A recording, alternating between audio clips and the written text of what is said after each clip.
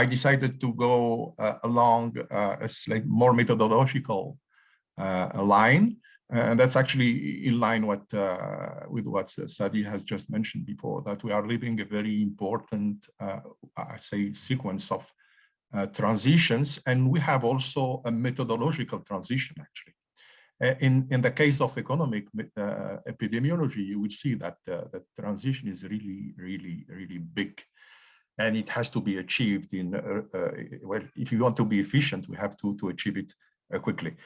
So what I will do is a kind of, let's say, a very, very quick survey of what has been economic epidemiology working in the last 3-4 decades. It's relatively a new stream of literature, and then I will show you the kind of things COVID is obliging us to do, which is like a very important methodological revolution.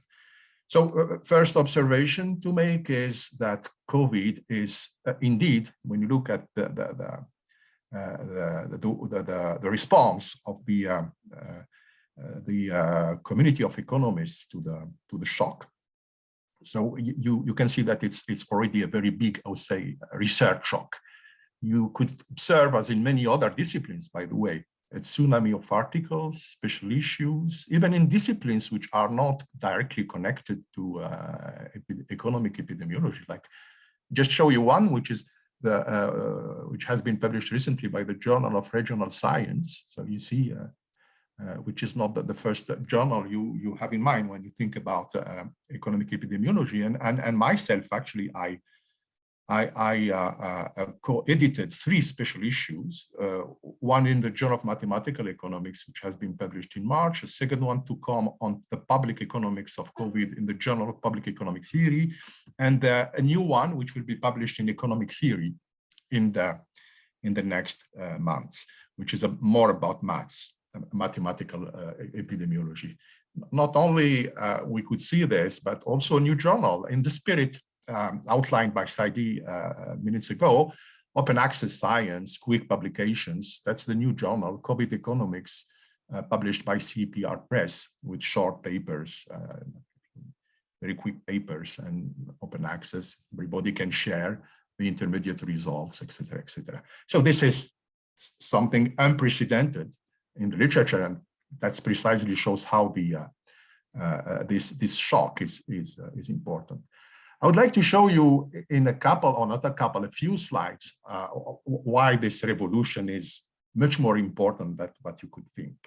I will start with a prehistory of economic epidemiology, and then I will show you a couple of refinements to come to my point. The point is that the epidemic, what I will call epidemiological, or epidemic economic literature stream has only emerged in the early 90s, in the early 2000, late 90s. And then I will show you some very important open issues which are likely to shape research and methodology in economics in the next decade, I would say, because the challenges are really enormous. The prehistory, the first paper, actually, that's interesting. I'm really passionate about this theme, so I have been reading absolutely everything systematically. When I started working on this 15 years ago, I was coordinating a mission in the Great Lakes region in Congo, and I could see malaria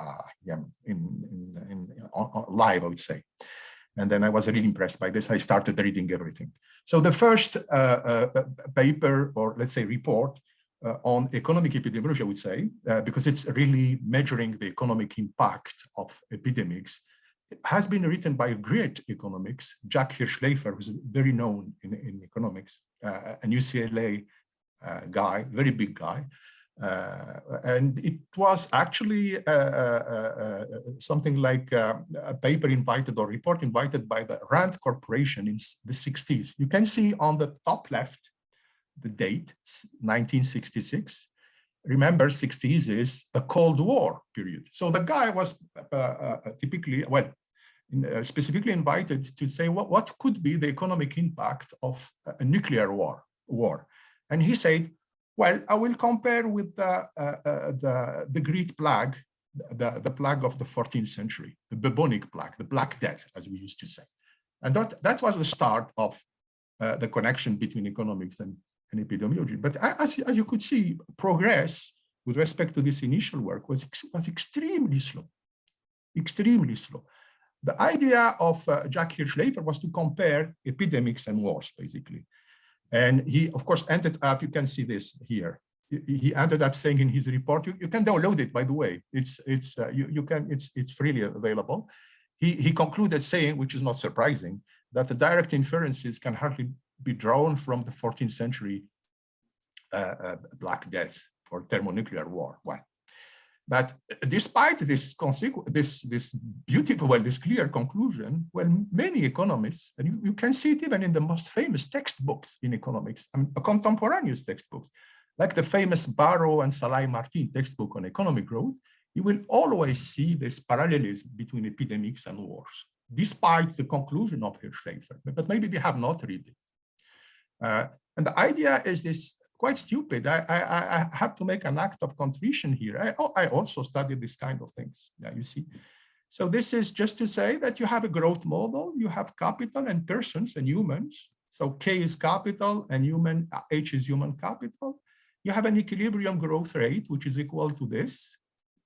And alpha is the capital income share in GDP. Then suppose that K is bigger than K over H is bigger than this equilibrium value. It means that you are in a kind of epidemic situation in which physical capital is larger than human capital. The idea is that initially human capital is lowered by an epidemic shock. And then you see the conclusion is that if you have this kind of things, then normally the recovery would be immediate. You will have a growth rate which is above the equilibrium one, and then you will converge accordingly to this. The situation is symmetric for wars when K over H is lower than equilibrium. This is stupid, huh?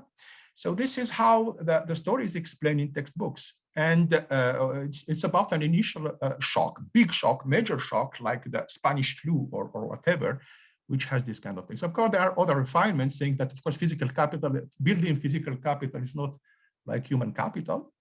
And nobody has noticed any miraculous growth after an epidemic. You could see this after a war, German and Japanese miracles, but you cannot see this after, for example, the Spanish flu. So that you can make this part, this right part of the curve flattened because it's much more costly to build human capital. You can refine more by taking into account the fact that the age profile of mortality is important. Here you can compare two flus. One is one is the orange one, or I cannot see the color. Yeah, the orange one is the Spanish flu, and the green one is the normal flu. And you see that, of course, the peculiarity of the Spanish flu is that mortality is concentrated on the adult. It's a W profile, and then, of course, the economic impact is different. So you can see this refinement, but nothing more, actually. And this was exactly the situation for in the 90s too. There is no health story behind. There is no health story. Just have the human capital endowment of the economy, which is destroyed by and it's epidemics are considered as sudden, short mortality shocks with no long-term effect. So you have just a short-term effect, and then you have a recovery which can be slower or quicker depending on the circumstances and also the age profile of mortality, but nothing more.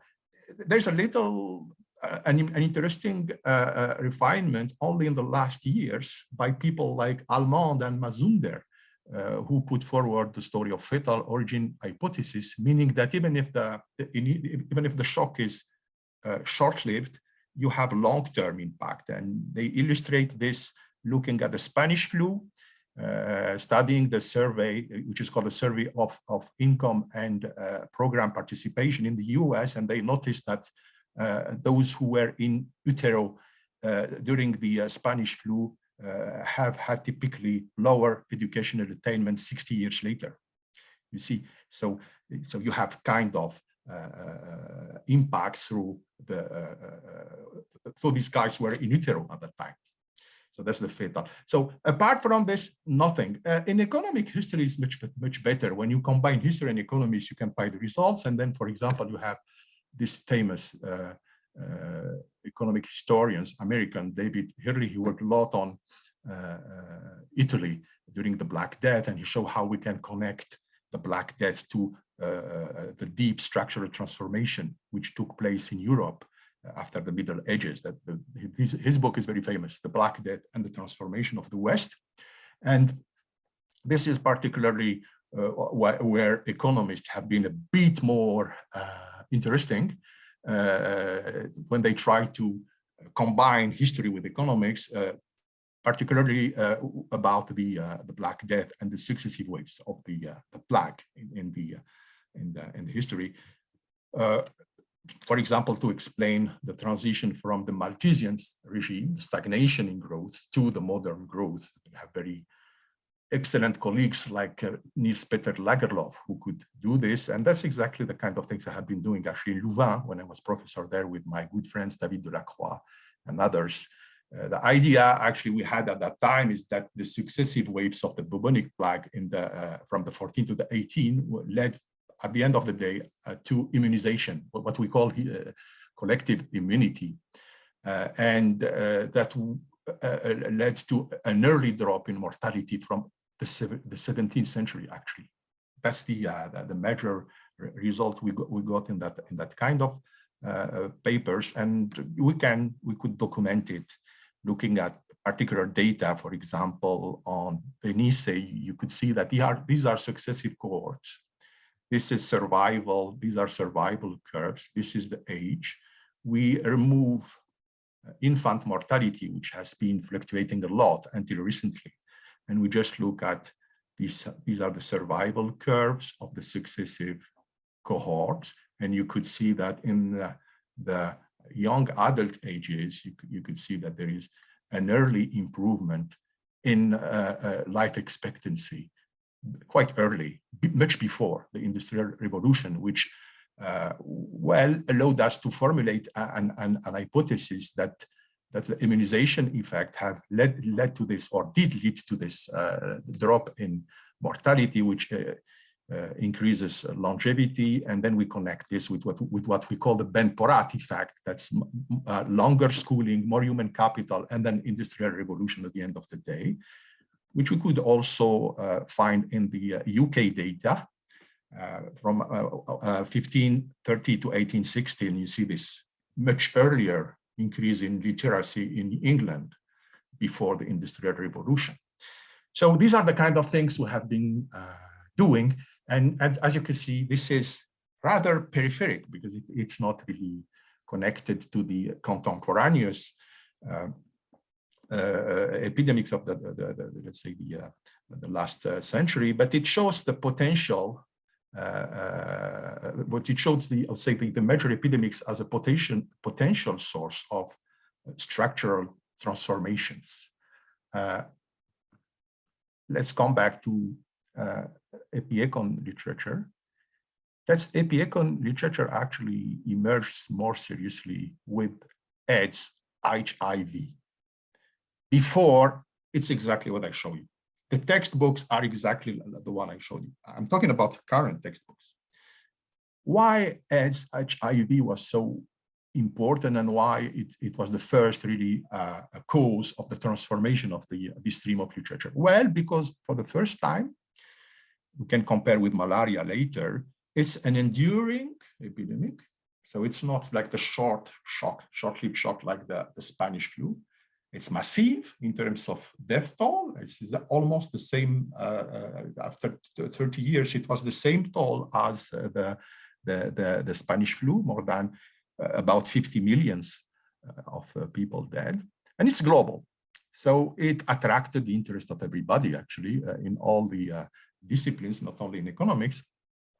But compared to malaria, malaria is, of course, endemic. But the mortality is concentrated on youngsters, on children. So the economic impact, and it's not global. So the economic impact is limited. And by the way, that's a digression. The problem of malaria is becoming much harder than one could have expected 5 years ago. Now it's really deteriorating a lot. So something has to be done also on malaria.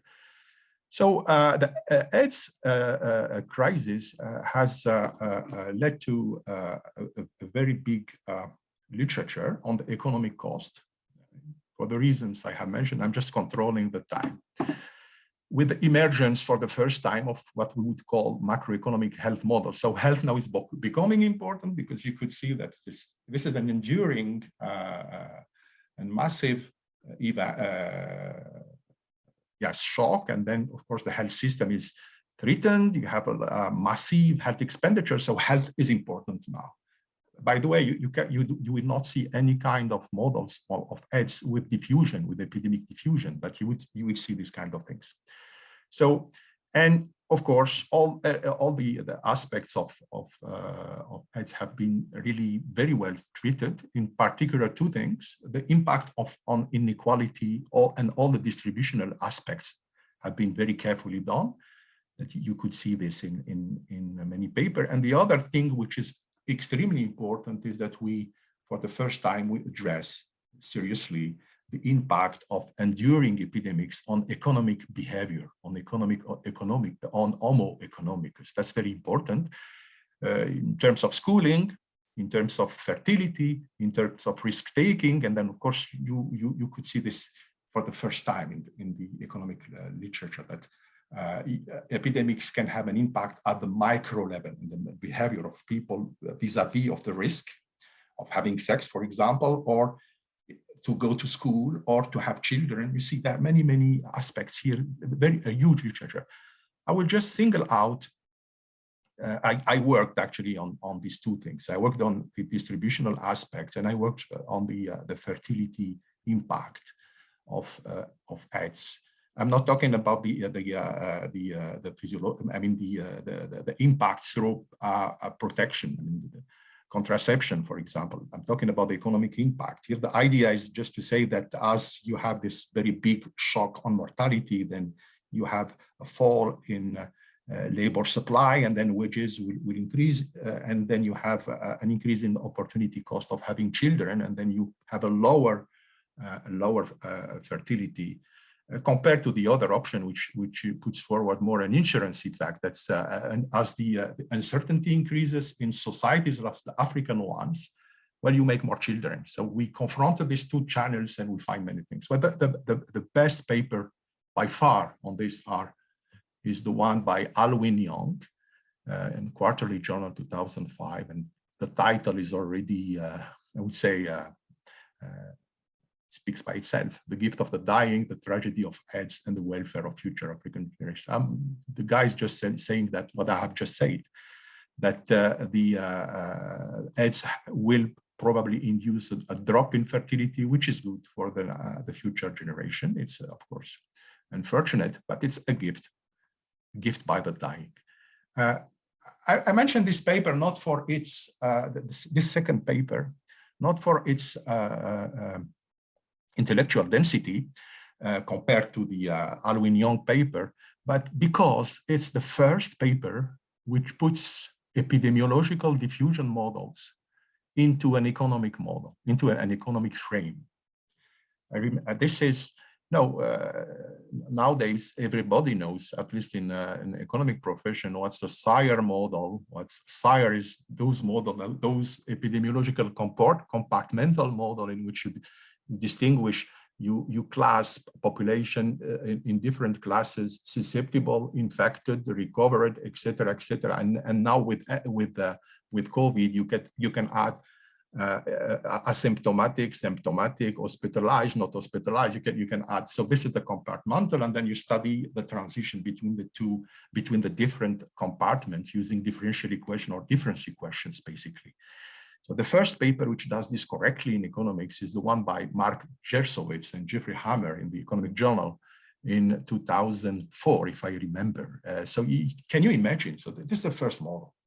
the first model which puts these two things together. And we are in 2004. That speaks a lot about the lag in the economic literature about epidemics.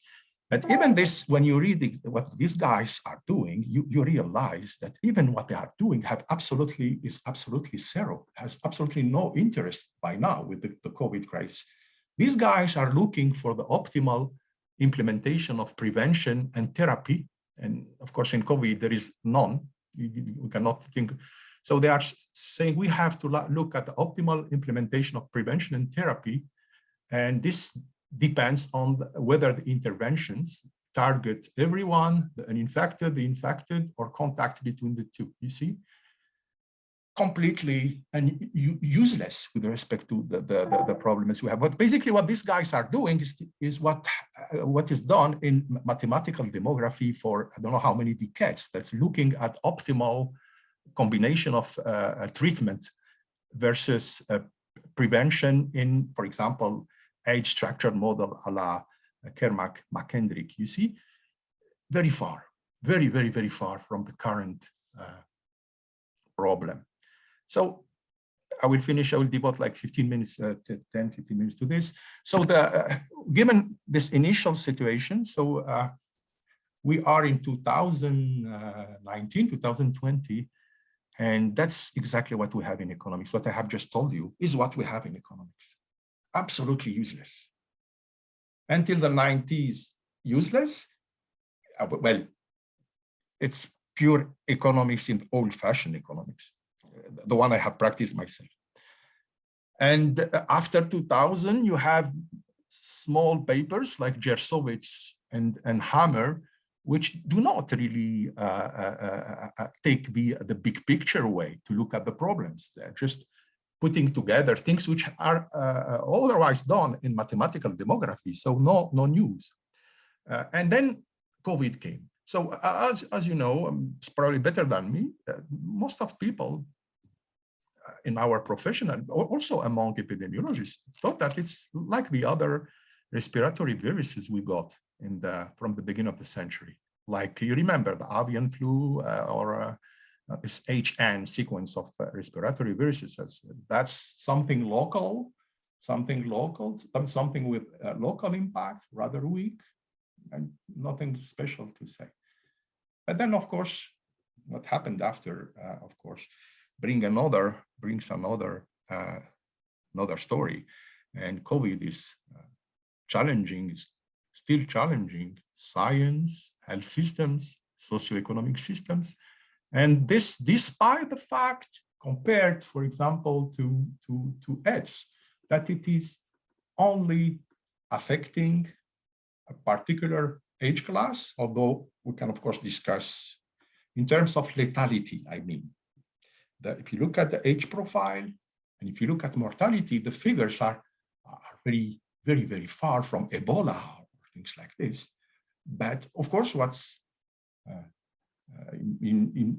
really challenging is the kind of uncertainty, I would say, the radical uncertainty that this crisis has involved from the beginning, actually. And this uncertainty, the fact that in, let's say, in democratic governments, lives matter.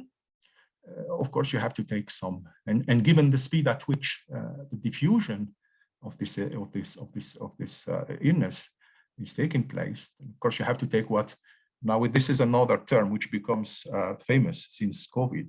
You have to make use of non-pharmaceutical intervention, famous NPIs, at an unprecedented scale. That's the thing. That you have to lock down almost, not everything, but almost everything in all countries at the same time. This is really unprecedented. Do you know this? I don't know if you have an idea of this. So this is what I would say the maximal things I have seen in the history of France. This is a wall. It's called the Plague Wall, le Mur de la Peste. It has been constructed in 1721 in the Vaucluse Mountains in the south of France to protect Vaucluse and the other provincial regions from the plague which was raging in Marseille at that time.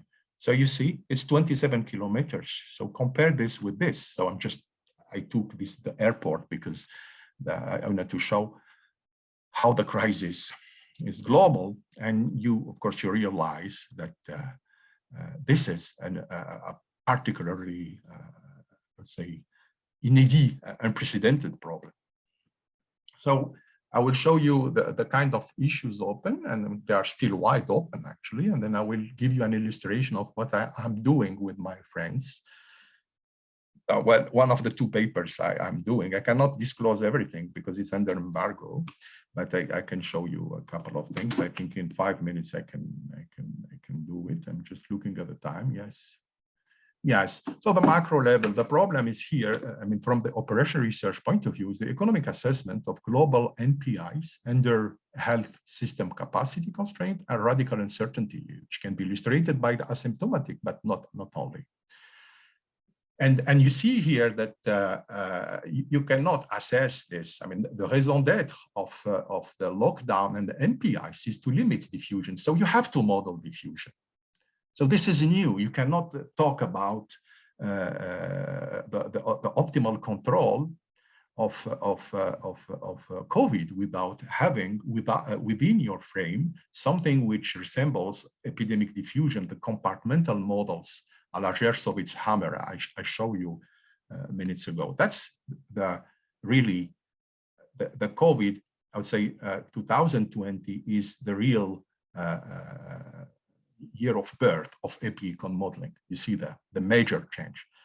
The difficulties are major. One of it, I just bring your attention to this one, is the strong heterogeneity across economic sectors.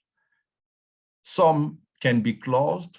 That's the idea of essential versus non-essential products. Some cannot. Some can be operated partially, at least with teleworking, the others not. Some are demand constrained, others are supply constrained. So everything will depend a lot on the topography, on the topology of the supply chain, locally and internationally. So if you want to be serious, you have to look at this. The second thing is if you are in presence of sectors which have different types of constraints, economic policy is much more complicated because the policies which serve, which are useful for demand constrained sectors are exactly the opposite of those supply constraints. You see the problem, my friends, that's really complicated. The micro level is not less complicated because now the idea is not just to compute as we have been seeing it on TV. These people coming to TV shows and telling us that R0 is 1 point or 0.9, so we are out or in. The idea is to understand incentives for individuals to comply with NPIs or not. So this is not a story of epidemic diffusion, but a story of endogenous epidemic diffusion. So you have to understand, once you understand how people comply, you can safely identify and apply epidemic control techniques. And again, here you have heterogeneous incentives. Young people do not behave the same as older people, specifically given the age profile of infections, etc. And the decisions are taken under radical uncertainty, no science, and you know that we are in a position where, in a situation where, because of the rise of populism, the governments are no longer credible. So the individuals, we see this on vaccination, but we saw it before on lockdown compliance. So, and then you have the story of social communities and networks in epidemic dynamics, which is a different, and which has led to the development of network-based models of epidemic diffusion. I have some published in the special issue I edited for Journal of Mathematical Economics. The third aspect, which is important for the first time, is the aspect of fatigue and mental health. That's I have never seen this before, and I mean in the model with epidemic, and these are aspects which normally should be accounted for the. So what I'm doing, I'm finishing with this. Just give me 2 minutes, Maxi, if it's possible. Yes, of course. So that's a typical thing I have been doing with my colleagues Jérôme Hadar from La Bocconi and Tuillier, Paris. That's what we have been. I cannot disclose the result. The paper will be published in January.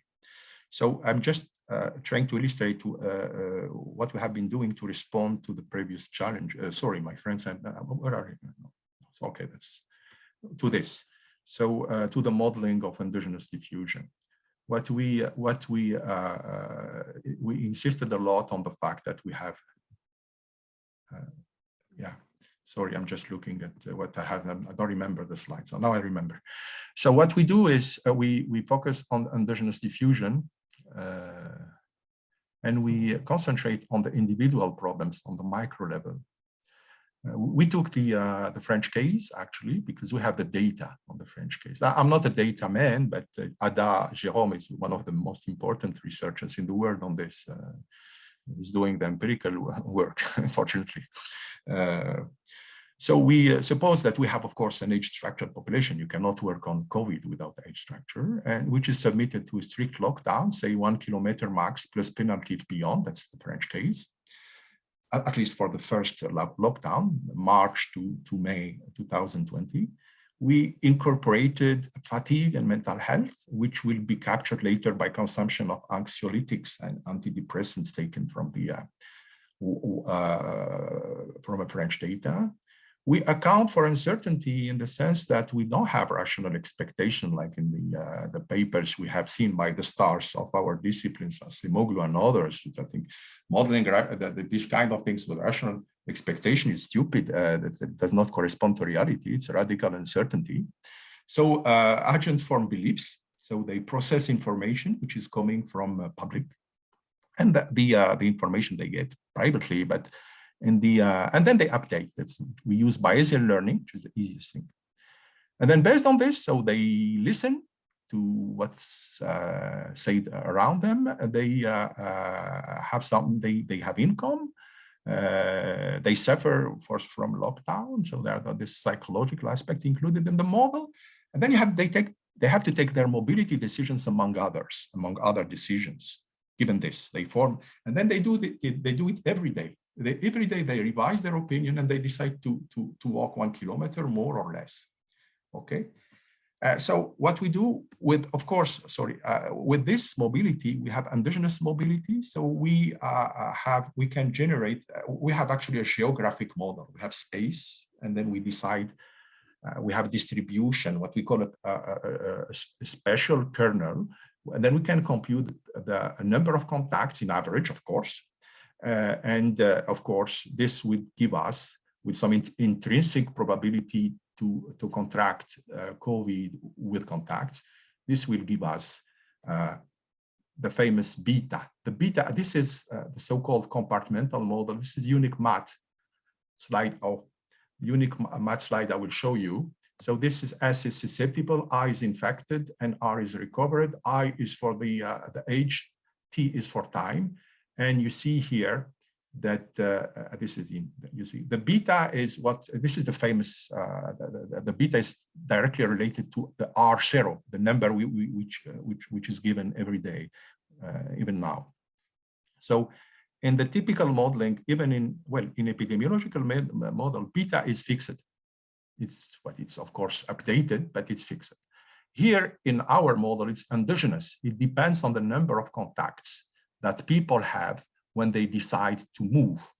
And the decision of moving is, of course, explained in the slide before in our model. There's a real individual decision. And of course, once you do that, you have this model of endogenous diffusion, and then you have to look at the data. Of course, you cannot be happy with this.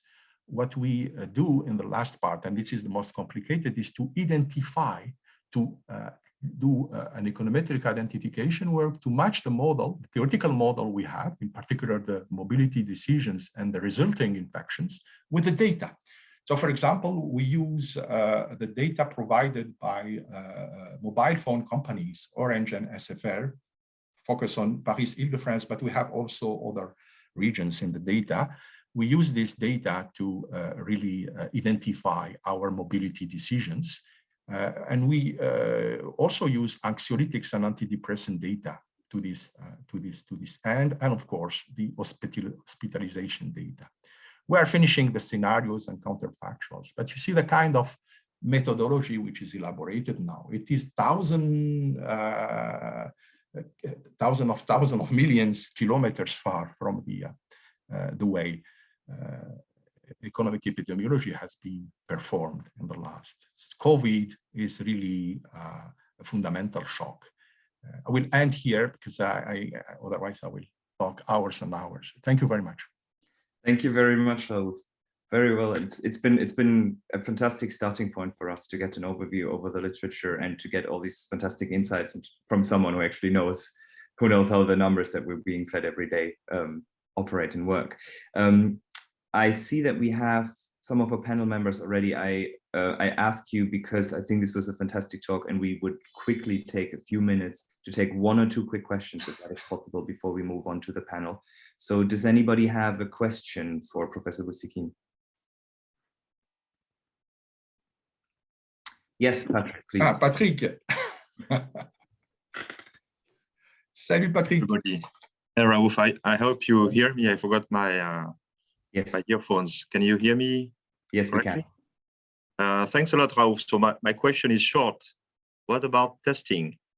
Yeah, testing is, we have it in the model too. So what we do is to study in this paper. I'm talking about this paper. We study the impact of given policies on you see the mobility, and then you see the dynamics. So we have also counterfactuals and scenarios with mixed policies, with lockdown plus testing, with different temporalities. The second paper, which will be presented by Andy Dobson this afternoon, you will be there, Patrick? No, I'm afraid I can't. I will have to miss that one. Yeah, this paper does your story much more systematically than this paper. But we will have a recording of this, Patrick. So if you really want to have a look, there will always be an opportunity for that. Thanks. Yeah, great. Olivier, you have a question as well. Hey, hi everyone. Salut. Salut, Raouf. Thank you for guiding us through the literature since the mid-60s. I think that's a very fascinating talk. And I also would like to make reference to a talk later in the conference by Marc Fleurbet, economics and philosopher, that will be talking about like the intergenerational impact of COVID-19. And that's also, I think, in addition to what you have presented. I have like 2 very quick questions, difficult ones, Raouf, and I don't expect like a definite answer on this. Are you aware of efforts to try to connect the micro and the macro dimensions in modeling? I think it's also what people are kind of trying to look for in the sense that I really understand the behavioral dimensions of micro response to this environment, this COVID environment, but and a lot of people also are looking at the macro level. But are you aware of connections in modeling or with data on micro and macro? And the second question would be, what about taking into account the different institutional settings in terms of like overall governance, like democracy versus authoritarian regimes, or different wealth per capita across countries, looking at impact, also looking at health policies or public health issues? Are you aware of studies or models taking into account this type of different institutional settings? Yeah, very quickly. For the first point, I actually, that's what we try to do in the paper with Jérôme Hadar. We start, and Jocelyn Tuillier, we start with micro decisions, and then we aggregate to find the macro, okay? But of course, we cannot treat all the problems. What's this? Yeah, we cannot treat all the problems together. So for example, in our model, we don't have a health system, actually. You see, so in a way we are doing a step further to connect micro and macro, but of course we do this at the level of Île-de-France, for example, which is not macro, but okay. The second thing is, so nobody can do this actually. So at least we try to connect the micro decisions with the macro at the level of a region, infection dynamics and the subsequent relative efficiencies of control policies. The second point is, that's what we do. Again, I'm sorry to give the same answer as for Patrick. That's what we do in the paper, which will be presented by Andy Dobson this afternoon. The objective is to compare also the model for different contexts, institutional, but also development, because of course, in particular with, as you know, my tropism, with the particular attention to Africa. No, I think this is great, and don't apologize for advertising for the further sessions later today. I think we're very happy to have you back as well, and to hear more about this. I think we should now move on to the next session, but before, I think one final comment, if you allow me. I think what you pointed out in terms of that we see sort of quick recovery after wars, but we don't see these economic miracles and these recoveries after pandemics. I think you pointed out two important things there. One about what does the pandemic do to the Homo economicus, and also the discussion around whether this is actually a gift to later generations. And so this is certainly something that we'll take account into discussion into our closing panel. So if you can make it to our closing panel, I think you'd be a very well welcomed guest. That's tomorrow.